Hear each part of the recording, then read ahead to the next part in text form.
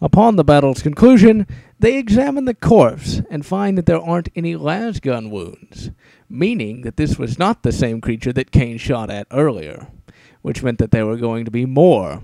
We also get some reverse suspense when Kane states, "But if only I'd known, there was far worse still to come." Taking a break from Kane and his merry band for a moment, we return to the surface where a meeting is taking place. Now this is one of those supplements that's added by Amberly Vale. They exposit bits of plot that Kane is not actually privy to. This supplement in particular was written by an administrative functionary. One of the more humorous elements is how he describes the various people present, like Colonel Castine, a fair and gallant warrior, and Major Brocklaw, equally gallant, but not remotely as fair.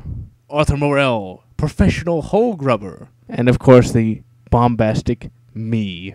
And assorted sycophants and hangers-on.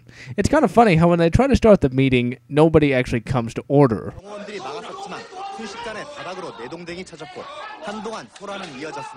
And it doesn't come to order until Major Brocklaw finally just shoots the ceiling. Enough!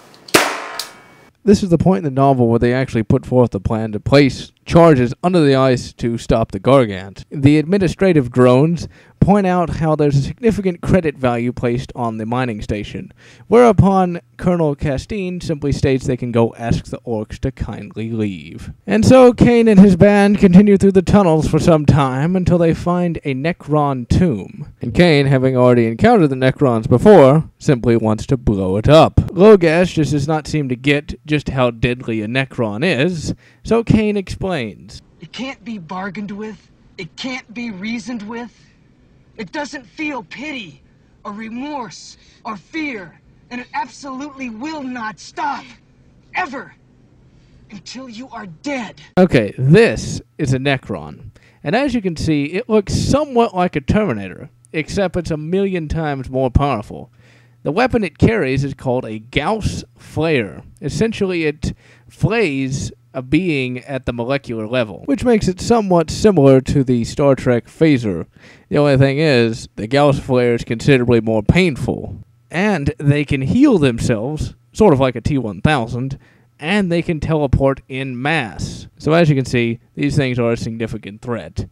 An Imperial Guard soldier would have a hard time fighting a standard Terminator, much less one that can teleport and has a highly advanced weapon. Finally, Kane and company reach the end of the tunnels, whereupon they engage in a firefight with some orcs. Also, they end up losing Logash as well.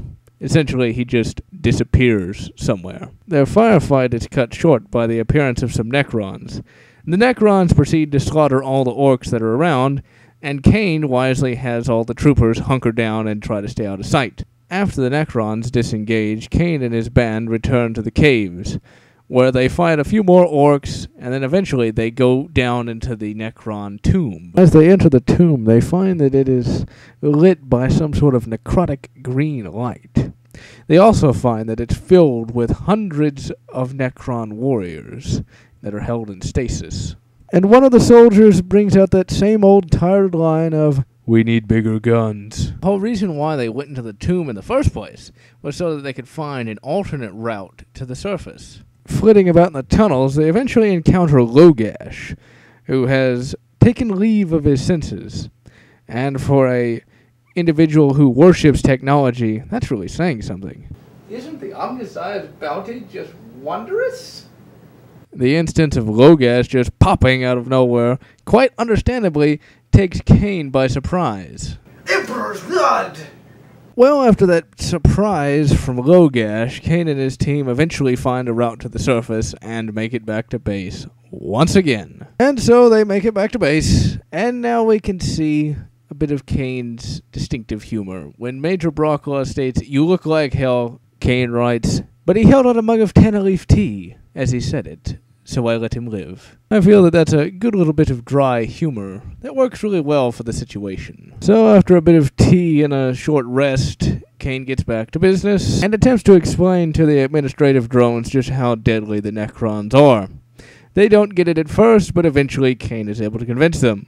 Eventually, an evacuation is ordered for the various military units that are on the planet. Still, something must be done about the Necrons. And who better to take on the Necrons than Commissar Kane?